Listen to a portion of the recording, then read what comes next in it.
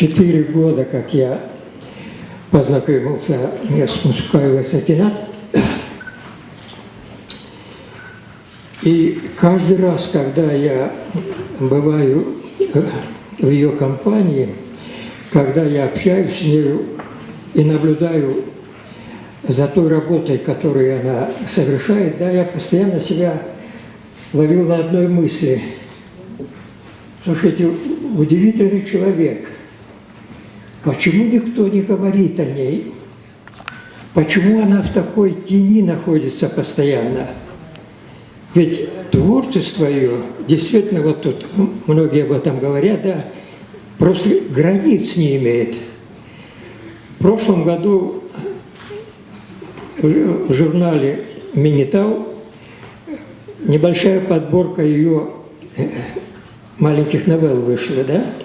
Я знал, и что она удивительно теплый поэт, но я никогда не представлял, что она так мастерски.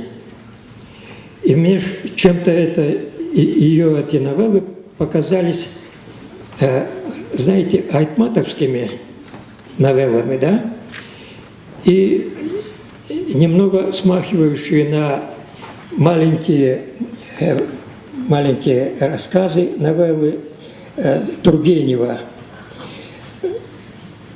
И вот сегодня, когда я стал свидетелем того, что все-таки нашлись люди, которые оценили ее и ценят ее, я присоединяюсь ко всем, кто выходил и благодарил организаторов этой встречи.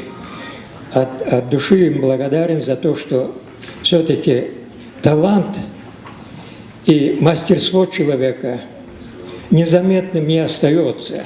Рано или поздно кто-то должен был поднять и сказать об этом громко. Вот как сегодня мы слышим в адрес Сакината такие теплые слова.